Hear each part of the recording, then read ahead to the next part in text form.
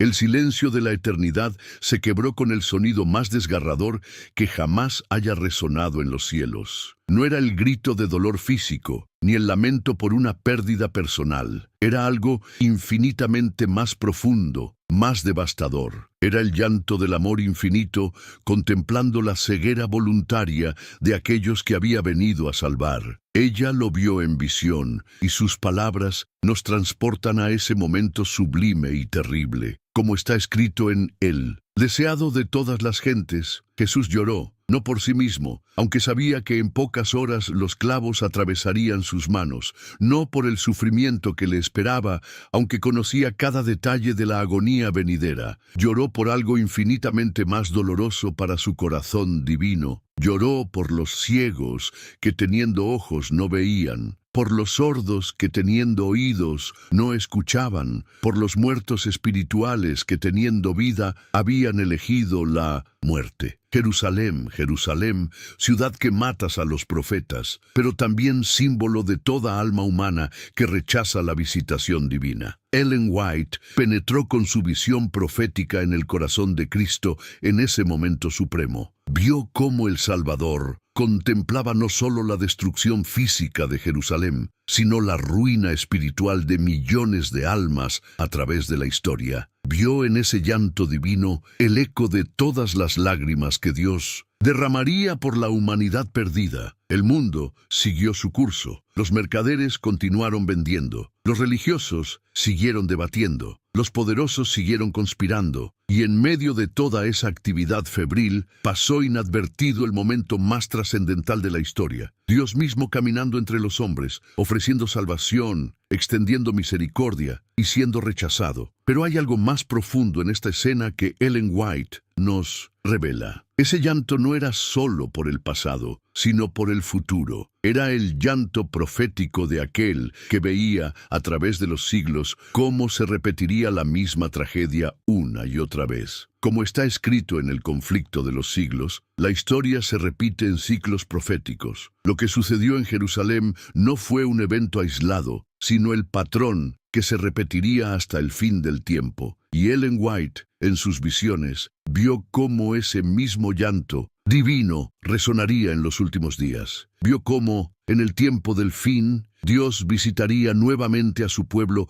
con mensajes de advertencia, con llamados al arrepentimiento, con súplicas de amor. Y vio también cómo, una vez más, muchos cerrarían sus ojos, endurecerían sus corazones y perderían la última oportunidad de salvación. El tiempo de gracia está terminando, escribió en Testimonios para la Iglesia, pero no como una amenaza despiadada, sino como el eco de aquel llanto divino que resonó sobre Jerusalén. Es el lamento del amor que se ve rechazado, de la misericordia que encuentra puertas cerradas, de la gracia que se ofrece en vano. Ella vio en visión cómo Cristo llora hoy por las iglesias que han perdido su primer amor, por los pastores que alimentan sus propios intereses en lugar de las ovejas, por los creyentes que tienen forma de piedad pero niegan su eficacia, por un mundo que, teniendo más luz que nunca, camina en tinieblas más densas que nunca. Pero el llanto de Cristo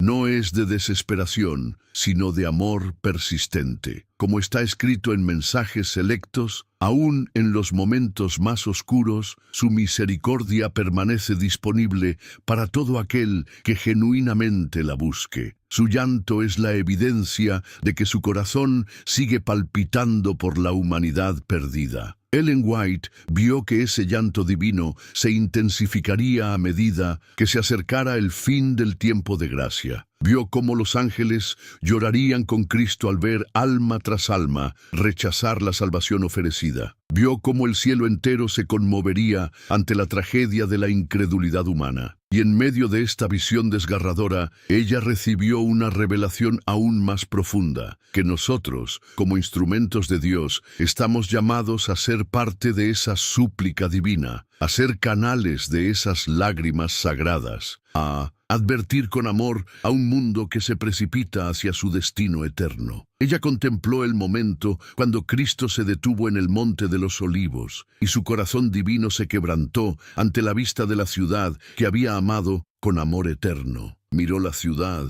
y lloró sobre ella, como está escrito en el deseado de todas las gentes. Pero estas no eran lágrimas de debilidad humana, eran las lágrimas del Creador ante la criatura que rechazaba su salvación. En esa visión profética, Ellen White percibió la tragedia más profunda de la historia, que el amor puede ser rechazado, que la misericordia puede ser despreciada, que la gracia puede ser pisoteada. Cristo no lloraba por el dolor que le esperaba en la cruz, lloraba por las almas que se perdían voluntariamente, por los corazones que se endurecían ante la última oportunidad de salvación. La profetisa vio cómo Jerusalén había sido visitada por el mismo Dios, pero sus habitantes no lo reconocieron. Durante 3 años y medio, el Hijo del Altísimo había caminado por sus calles, había sanado a sus enfermos, había resucitado a sus muertos, había predicado palabras de vida eterna, pero ellos preferían la tradición a la verdad,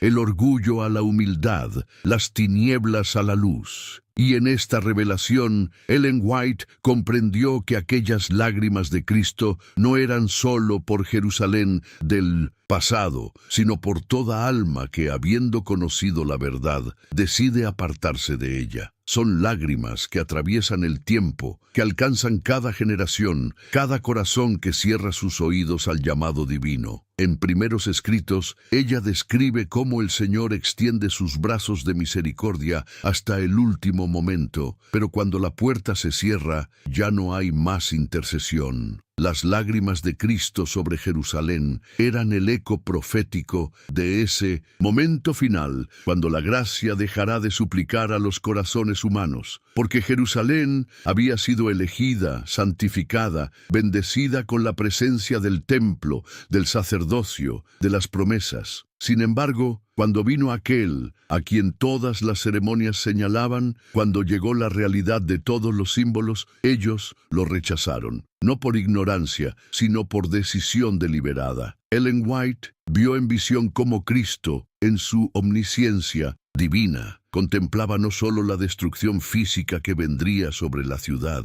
sino algo infinitamente más terrible, la destrucción espiritual de las almas que habían tenido la mayor luz y la habían despreciado. ¿Cuántas veces quise juntar a tus hijos, como la gallina junta sus polluelos debajo de las alas, y no quisiste? Esas palabras resonaban en el corazón de la profetisa con una intensidad sobrecogedora. Ella comprendió que detrás de cada lágrima divina había siglos de paciencia agotada, milenios de amor rechazado, eternidades de misericordia despreciada. Y sin embargo, aún en ese momento de dolor supremo, Cristo no condenaba, sino que se lamentaba. La visitación divina había llegado a su hora señalada, pero los ojos estaban cerrados, los oídos tapados, los corazones endurecidos, y por eso Él lloró. En las páginas sagradas de El deseado de todas las gentes, ella contempló algo que trasciende el tiempo. Las lágrimas de Cristo no eran solo por Jerusalén de entonces, sino por todas las Jerusalenes que habrían de venir, por todas las ciudades, todas las naciones, todos los corazones que rechazarían la luz cuando brillara sobre ellos. Cada lágrima que rodó por el rostro del Salvador llevaba en sí el peso de siglos no vividos aún. Él veía con claridad dolorosa cómo la historia se repetiría una y otra vez, cómo la gracia sería ofrecida y rechazada, cómo los cielos se abrirían para dar su último llamado y cómo muchos cerrarían sus ojos ante la gloria final. Ellen White describe que en esas lágrimas había una agonía que ningún mortal podría comprender completamente. Cristo lloraba no solo por los pecados del mundo, sino por la ceguera voluntaria que impediría que tantos reconocieran su último esfuerzo de amor. Era el llanto de un corazón divino que conocía el final antes del comienzo. Y en esa visión profética, ella entendió que nosotros, en estos días finales, somos testigos de esas mismas lágrimas cayendo sobre nuestro tiempo, sobre nuestras iglesias, sobre nuestras vidas que podrían estar cerrándose a la visitación final. El conflicto de los siglos